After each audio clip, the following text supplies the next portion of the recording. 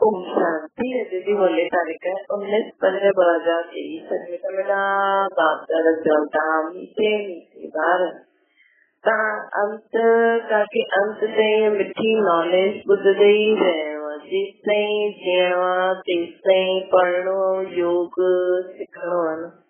प्रश्न बाप सां गॾु गॾु तव्हां ॿार कहिड़ी सेवा जे निमित ठहिया आहियो? उत्तर जीअं बाप सॼे विश्व खे लिबरेट कंदा आहिनि, सभिनि खे ब्लेस कंदा आहिनि, पीस मेकर ठही पीस स्थापना कंदा आहिनि, उहा तव्हां ॿार बि बाप सां गॾु हिन सेवा जे निमित आहियो न।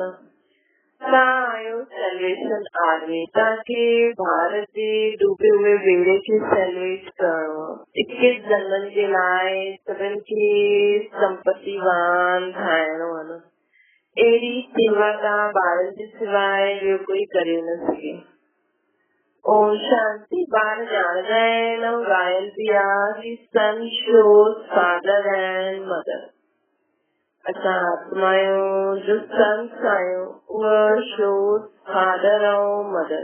जबकि बाप ॿारनि खे रचंदो आहे, जबकि रचना जेसि ताईं रचियो न आहे त बाप ॿारनि खे कीअं सिखलाईंदो कि तव्हांजो इहा मार्केट आहे। जबकि बाप ॿारनि खे रचंदो आहे, जेसि ताईं रचियो न आहे त बाप ॿारनि खे कीअं सिखलाए कि तव्हांजो इहा मार्केट आहे। ॿार इहो सिखी करे फादर जो शो कंदा आहिनि कि असांजो फादर अहिड़ो आहे। उहो ई पोइ ॻायल आहे स्टूडेंट शो टीचर। जबकि टीचर स्टूडेंट खे पढ़ाईंदो आहे तेसि ताईं जॾहिं टीचर स्टूडेंट खे पढ़ाईंदा आहिनि तॾहिं उहा शो कंदा आहिनि। त जॾहिं माउ बाप ॿारनि खे ॿुधाए कि सदांजा माउ बाप आहियूं, हुननि खे सिखाए ॾे त उहो शो करे। टीचर बि जेसि ताईं टीचर पढ़ाईंदो न तेसि ताईं शो कंदो कीअं। जॾहिं टीचर स्टूडेंट खे पढ़ाईंदो आहे तॾहिं उहो शो कंदो आहे फलानो बैरिस्टर असांखे बैरिस्टर ठाहींदो आहे। जेसि ताईं बैरिस्टर न त स्टूडेंट शो कीअं करे। उहे गुरु माण्हू बि जेसि ताईं फॉलोअर्स ठाहिनि, जॾहिं फॉलोअर ठाहिनि तॾहिं त चवनि कि गुरु सां इहे मिलियो आहे। उहा आहे बाप टीचर गुरु त अलॻि अलॻि। हा, कोई फादर ॿारनि खे पढ़ाईंदो बि आहे, थी सघंदो आहे, परंतु हुननि में त सब्जेक्ट ॾाढी हूंदियूं आहिनि। इहे त हिकु ई टीचर सभु सब्जेक्ट पढ़ाए, हर सब्जेक्ट जा अलॻि अलॻि टीचर हूंदा आहिनि। इहे त हिकु ई बाप टीचर गुरु आहिनि। जेसि ताईं ॿारनि खे पंहिंजो न ठाहे तेसि ताईं शो निकिरी न सघे कि असां फलाणे जा ॿार आहियूं, हुननि जी मिल्कियत जा असां हक़दार आहियूं। पहिरियों त बाप ॿारनि खे पंहिंजो ठाहींदा आहिनि। ॿार बि चईंदा आहिनि असां पंहिंजो ठातो आहे बाप खे। ॿार ॼाणंदा आहिनि फादर शो कीअं कंदो आहे। असां आहियूं ईश्वर जी औलाद। ॿार ॼाणंदा आहिनि फादर जो शो कीअं करणो। फादर जो शो कीअं कंदासीं जॾहिं संदसि चहिरे ऐं असां पंहिंजे चहिरे ऐं चलन सां पंहिंजे फादर जो शो करे सघंदा आहियूं। जीअं वॾे माण्हुनि जे ॿारनि जे व्यवहार सां चाल चलन सां पतो लॻी वेंदो आहे न इहे वॾे घर जा माण्हू आहिनि। त ॿार ॼाणंदा आहिनि फादर जो शो कीअं करणो आहे। असां आहियूं ईश्वर जे औलाद प्रैक्टिकल में। ईअं त ईश्वर औलाद हर हिकु सम्झंदा आहिनि। ओ गॉड फादर बि चईंदा आहिनि। सभु चईंदा आहिनि असांजो त भॻवान माता पिता आहे। फादर चइबो आहे त मदर बि यादि ईंदी आहे न। सेना बि आहिनि तव्हां माता पिता। फादर अची करे ॿारनि खे सम्झाईंदो आहे असां तव्हांजा माता पिता आहियूं। तव्हां ॼाणे विया आहियो कि बेहद जो माता पिता उहो ई फादर वेही असांखे पढ़ाइनि था न। सृष्टि जे आदिमत जे अंत जो राज ॿुधाईंदा आहिनि। ॿार जॾहिं सम्झंदा आहिनि त पोइ ॿियनि खे सम्झाईंदा आहिनि कि सृष्टि चक्कर कीअं फिरंदो आहे। ॻायल बि आहे न वर्ल्ड जी हिस्ट्री जियोग्राफी रिपीट थींदी आहे, परंतु ये नॉलेज तव्हांखे मिलंदी आहे हिन समय। जबकि पुरानी दुनिया जो विनाश आहे, नई दुनिया जी स्थापना थी थिए। हाणे वर्ल्ड जो चक्कर पूरो थो थिए।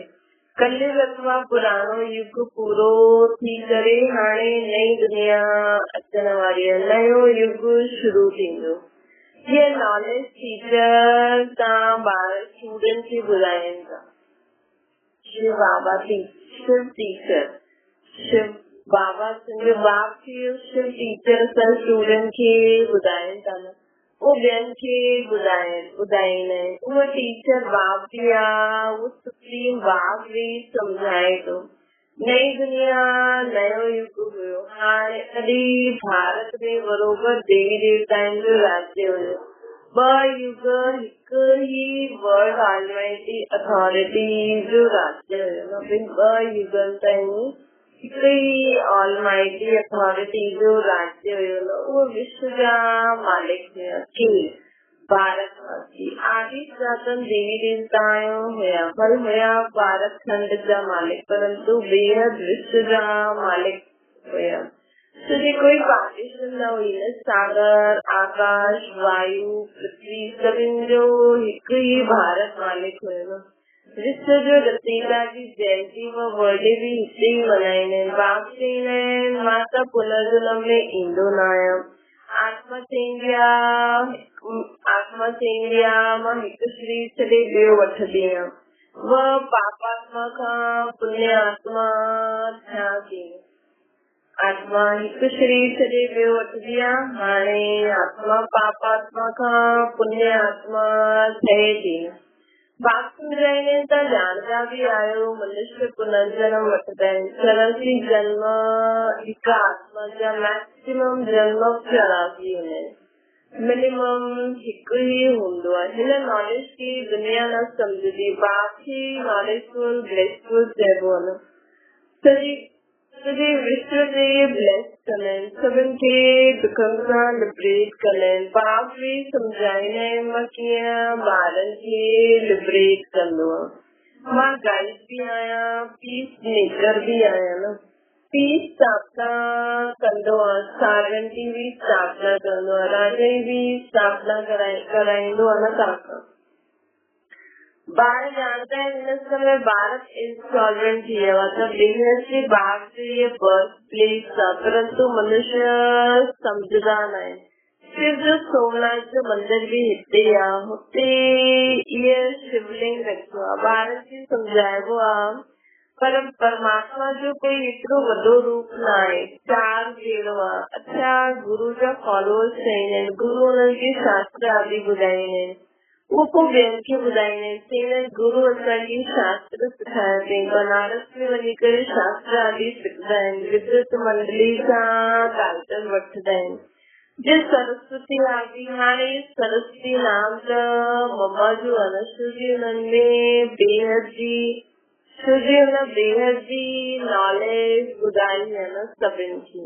उहो त हथ जे भक्ति मार्ग जा शास्त्र सिखंदा आहिनि। हाणे इहे तव्हां ॿार ॼाणदा आहिनि, संजो सुप्रीम गुरु बि आहे। गुरु बि उहो आहे न, सुप्रीम बाप बि आहे, सर्वशक्तिमान बाप खपे न, छोजी माया बि घटि न आहे। सर्वशक्तिमान बाप खपे, छोजी माया बि घटि न आहे। उहो बि सर्वशक्तिमान आहे न, माया सर्व में व्यापक आहे, बाप सर्व में व्यापक न आहे। उहो त पुनर्जन्म रहित आहे न। परम पिता परमात्मा पुनर्जन्म न वठंदा आहिनि, मनुष्य पुनर्जन्म वठंदा आहिनि। उहो बि परमात्मा खे सर्वव्यापी केतिरी ग्लानी आहे न। जॾहिं अहिड़ी ग्लानी कंदा आहिनि, मनुष्य ॿियो ई पतित ठही वेंदो। जॾहिं मनुष्य आत्मा बाबा जी ग्लानी कंदी आहे, सर्वव्यापी चईंदा आहिनि, त ॿियो ई पतित थींदा वेंदा आहिनि। त बाबा चवनि था की हाणे मां आयो आहियां, इहे कोई शास्त्र में थोरी आहे की बेहद बाप टीचर बि आहे, सतगुरु बि आहे, सभिनि खे पतितनि खां पावन ठाहिण वारो बि आहे। बाप चईंदो आहे इहे सभु वेद शास्त्र आहिनि भक्ति मार्ग जा। भक्ति मार्ग अॼुकल्ह हलंदो ईंदो आहे, ज्ञान मार्ग अॼुकल्ह न हलंदो आहे। ज्ञान मार्ग अॼुकल्ह न हलंदो आहे। ज्ञान त हाणे हिकु ई समय बाबा ॾे थो, सत्संग हिन ज्ञान सां सिखंदासीं, पंहिंजो संस्कार परिवर्तन कंदासीं त उहे संस्कार गुण सिर्फ़ 21 जन्मनि ते हलंदा। हिकु ई बार ज्ञान प्राप्त करण सां त 21 जन्म प्रारब्ध भोगता आहिनि। ईअं न कि नॉलेज अथवा ज्ञान अॼुकल्ह हलंदो आहे, ये तो समझाईंदा आहियो, ये नॉलेज प्राय लोग थी वेंदी। हुते आई सर्व जो सदगति दाता, उन्हनि खे ज्ञान जी दरकार न आहे। बाबा त हुते आहिनि सत्संग में सब सदगति वारा ही आहिनि, त हुते ज्ञान जी दरकार ई न आहे। हिन समय ज्ञान सागर बाप अची करे ॿारनि खे केतिरो ज्ञान ॿुधाईंदा आहिनि। ॿार जेसिताईं जीता रहंदा बाप जी नॉलेज ॿुधंदा रहंदा आहिनि। वॾी मीठी नॉलेज आहे। योग बि अंत ताईं सिखणो पए, छोजी सिर ते जन जन्मांतर जे पापनि जो बोझो आहे। हिकु जन्म जी ॻाल्हि न आहे, जन्म जन्मांतर सां आत्मा जी लहर चढ़दी आई आहे, इन करे बिल्कुलु घोर अंधियारे में अची रही आहे। आत्मा ते लहर चढ़ते चढ़ते आत्मा में हिकदमि अंधियारो अची रहियो आहे, घोर अंधियारे में अची रही आहे। छोजी आत्मा जॾहिं बुरा कर्म कंदी आहे त हुनजे मथां पाप जो लेप चढ़ी वेंदी आहे, त बुद्धि भ्रष्ट थी वेंदी आहे न। आत्मा में पुनर्जन्म जी लहर रहंदी रहंदी हाथ पहनते पहनते केतिरी पद समुद्रदान थी रही आहे। आत्मा भी मुन्ने जी त जेवर भी शरीर भी मुन्ने जो थी वियो आहे, हिकदमि जर्जरीभूत अवस्था के पाए वरितो अथनि। ख़ासि भारतवासी आम सभु धर्म नंबरवार आहिनि, त सभु ॿारनि खे फादर ऐं मदर जो शो करणु। बाबा चवंदा आहिनि कि असांजी ॾिसो आत्मा मेरी थींदी वेंदी आहे त हिकदमि घोर अंधियारे में अची वेंदी आहे। त हाणे बाबा खे यादि करे असांखे पंहिंजी आत्मा खे पावन ठाहिणो आहे। सभु ॿारनि खे हाणे फादर ऐं मदर जो शो करणो आहे न। तत्व में माते से पिता चवंदा आहिनि त फादर सां गॾु मदर बि खपे न। मनुष्य सम्झंदा आहिनि Adam Brahma Eve Saraswati, Adam ऐं ईव चवंदा आहिनि, वास्तव में रॉन्ग आहे। निराकार गॉड फादर आहे त मदर बि जरूर खपे, परंतु वो माण्हू ईव जगदम्बा खे चई छॾंदा आहिनि। वास्तव में इहा ॾाढी मुख्य ॻाल्हि आहे। निराकार शिव बाबा हिन ब्रह्मा मुख सां चवंदो आहे त असांजा ॿार आहियो न। निराकार शिव बाबा हिन ब्रह्मा मुख सां चवंदा आहिनि त असांजा ॿार आहियो न।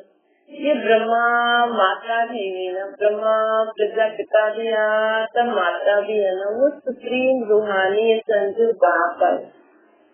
उस सूर में माता ब्रह्मा जी बेटी सरस्वती कहलाईंदी आहे न। जगदम्बा जो केतिरो भारी मेलो लॻंदो सूर में। वैसे त असांजो मातृका श्री शिव बाप ब्रह्मा आहे, लेकिन बाबा चवंदा आहिनि न कि माताउनि भेणुनि खे संभालण लाइ पोइ माता सरस्वती की बाबा निमित कई, मम्मा खे निमित ठाहे।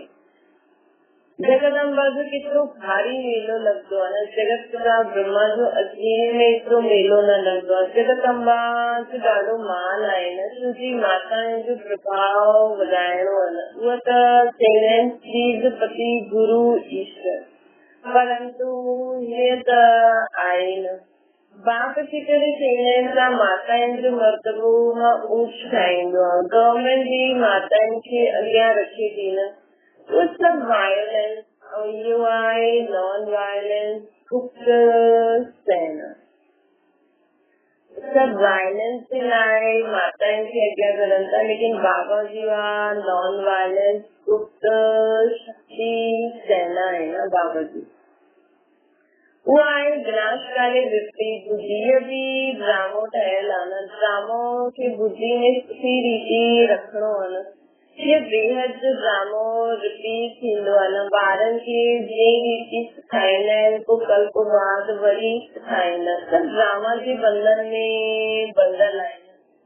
सभी आत्मायूं ड्रामा जे बंधन में बंधल आहिनि।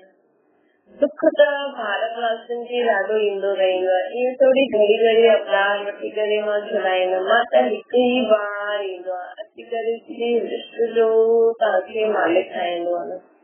परम धाम खां कल्प जी संगम युगे युगे ईंदो आहे।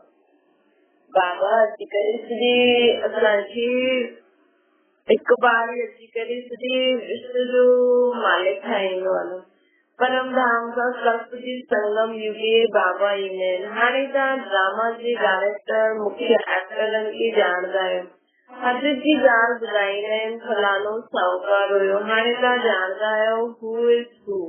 हाणे असां बेहद जी ॻाल्हियूं ॼाणंदा आहियूं कि हिन विश्व जो मालिक हुयो, कीअं सभिनि राज कयो। सृष्टि भर में सभिनि खां साहूकार केरु हुयो? सॼी सृष्टि में सभिनि खां साहूकार स्वर्ग जा लक्ष्मी नारायण हुया। इहे कोई अची करे ॿुधाईंदो आहे? केरु ॿुधाईंदो आहे? ॿार ॼाणंदा आहिनि असां जहिड़ो भविष्य, असां जीअं भविष्य 21 जन्मनि जे लाइ संपत्तिवान कोई थींदो ई न। असां ॾिसो केॾा संपत्तिवान हुयासीं न, त ॿियो कोई ठहींदो ई न आहे कि तव्हां वॾी भारी सेवा कंदा आहियो, भारत जी ख़ासि ऐं विश्व जी आम। तव्हां आहियो सैल्वेशन आर्मी। भारत जो हाणे बेड़ो डूबल आहे न, इहो बि ड्रामो आहे। सम्झाइबो आहे भारत जो बेड़ो सैल्वेश करण केरु कंदो आहे? शिव शक्तियूं कंदियूं आहिनि। शिव शक्तियूं तव्हां सभु आहियो न। बाप चईंदा आहिनि मां तव्हांखे स्वर्ग जो मालिक ठातो हुयो।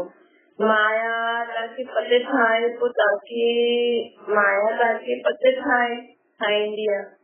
माया तव्हांखे पते ठाहे पोइ हाणे मां तव्हांखे वरी खां महाराजा महाराणी ठाहियां थो।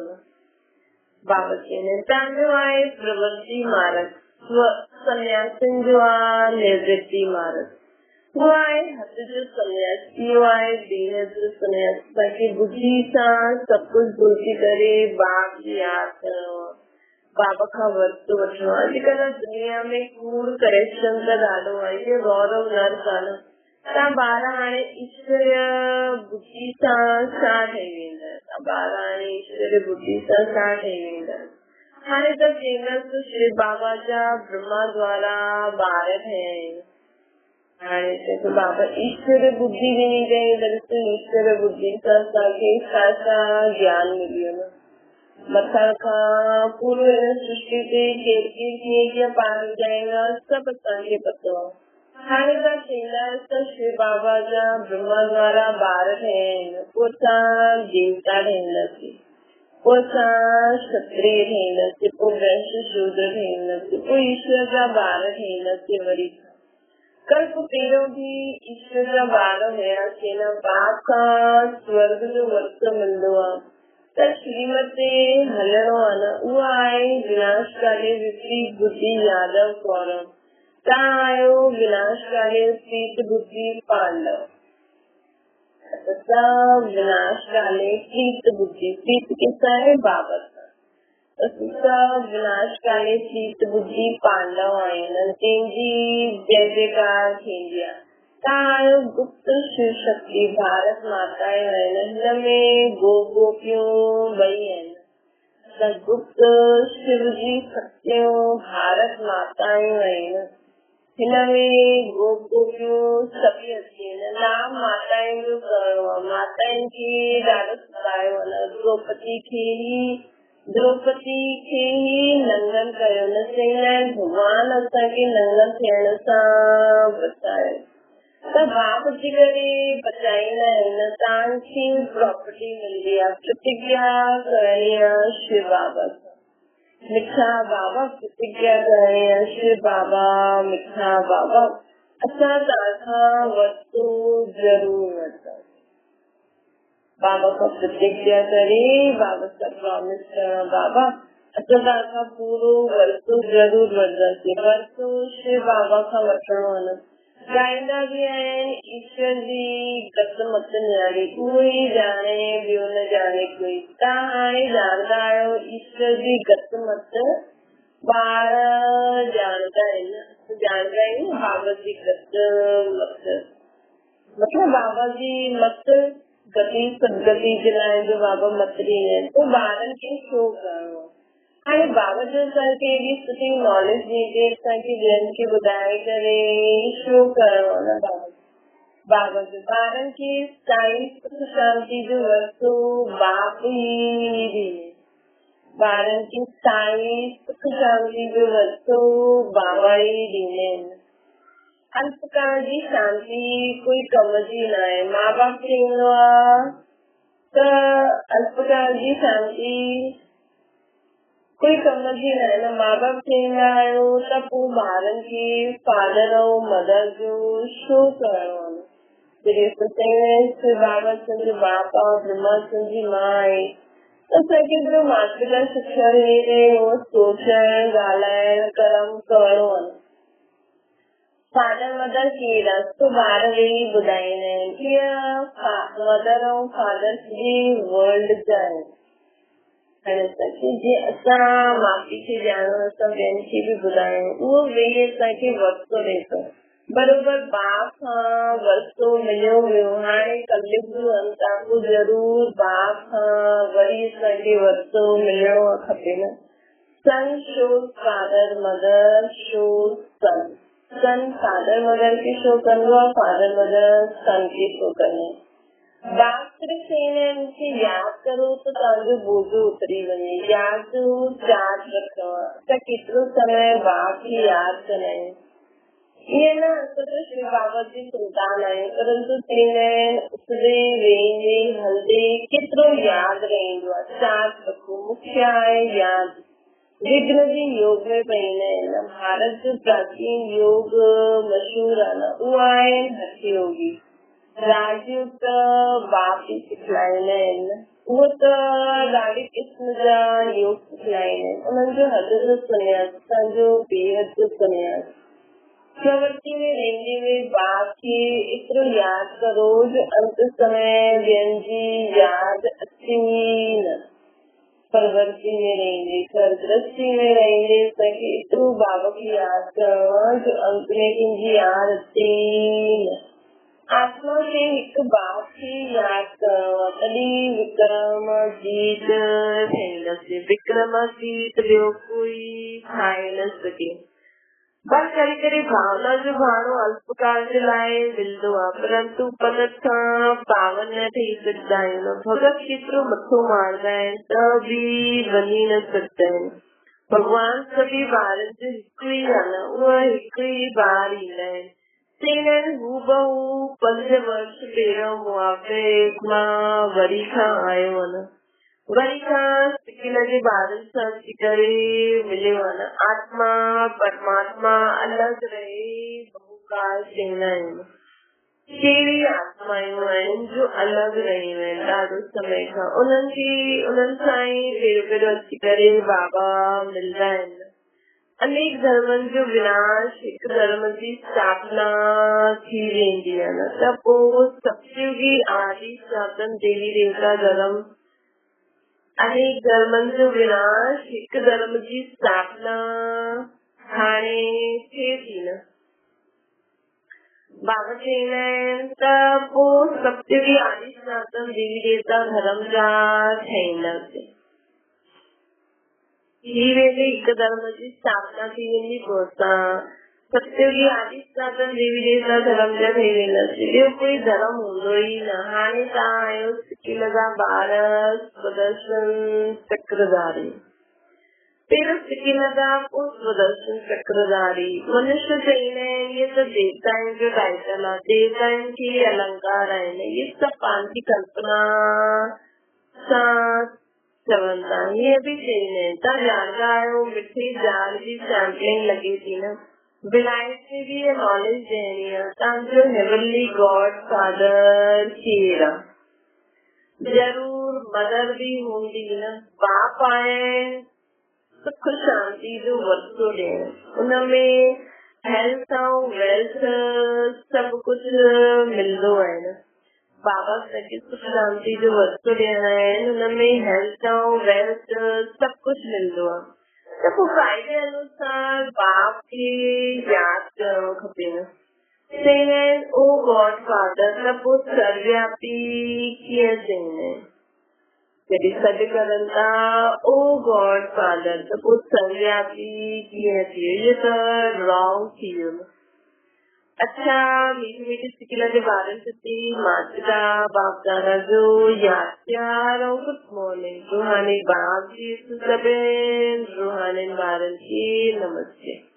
असांजी बि रूहानी माता बाप दादा खे यादि प्यार गुड मॉर्निंग ऐं नमस्ते। धारणा जे लाइ मुख्य सार विक्रम जी थियण लाइ हलंदे फिरंदे बाप खे यादि करण जो अभ्यास करणो। हिकु त पुराणा जो बि विक्रम आहिनि उहा मुक्त थी वञो हुन सां। ॿियो हाणे असांखां कोई बि विक्रम न थिए त विक्रम जी थियण लाइ हलंदे फिरंदे बाप खे यादि करणो। यादगार जरूर रखो पंहिंजी हर चलन सां। ॿियो आहे पंहिंजी हर चलन सां माता पिता ऐं टीचर जो शो करणो। विनाशकाल सां विनाशकाल में प्रीत बुद्धि ठही करे रहणो। हिन विनाश जे समय बाबत प्रीत बुद्धि थी करे रहणो। रूहानी सेवा करणी आहे असांखे। वरदाना पंहिंजे भरपूर शौक़ द्वारा सभिनि खे शुभकामना जी गिफ्ट ॾियण वारा मास्टर भाग्य विधाता ठहो। सब भाग्य जी लकीर खींचण वारा ब्रह्मा जा ॿार आहिनि। करे सदा गोल्डन गिफ्ट जो स्टॉक भरपूर रही। असां सभिनि जी भाग्य जी लकीर खींचण वारे ब्रह्मा बाबा जा ॿार आहिनि। जेसि ताईं बि जॾहिं बि कंहिंसां मिलंदा आहियो त हर हिक खे शुभकामना जी गिफ्ट सदा ॾींदा रहो। जॾहिं बि कोई मिले अॼुकल्ह दुख शांति परेशानी त सभिनि वटि आहे। असांखे सभिनि खे शुभकामना जी गिफ्ट ॾियणी आहे कि तव्हांजो स्वभाव ठीक थी वेंदो, संस्कार ठीक थी वेंदो। विशेषता ॾियो, विशेषता वठो। गुण ॾियो, गुण वठो। अहिड़ी गॉडली गिफ्ट सभिनि खे ॾींदा रहो, चाहे कोई कहिड़ी बि भावना कामना सां अचे, लेकिन असां ये गिफ्ट अवश्य ॾियूं। तॾहिं कहलाईंदासीं मास्टर भाग्य विधाता। स्लोगन आहे मेहनत सां गॾु गॾु महानता ऐं रूहानियत जो अनुभव करण ई श्रेष्ठता है। मेहनत सां गॾु गॾु महानता, जिसका महान आत्मा है, जिसका बाप सां गॾु आहे, बाप खे ॼाणण वारे और खुद के आत्मा समझी बाबा की याद करे कंदासीं त मेहनत सां गॾु महानता और रूहानियत जो अनुभव करण ई श्रेष्ठता है। तॾहिं असां ऊची आत्मा कहलाईंदासीं। ईअं न असां ॾाढी महिनत था करूं, असां थकिजी पिया आहियूं, ईअं हूअं, इहे सभु ॻाल्हियूं न थियनि। महिनत थी करो, यादि थी रखो असां कंहिंजा ॿार आहियूं, असां कीअं कमु था करूं। तॾहिं असां द्वारा श्रेष्ठता जो अनुभव थींदो। ओम शांति।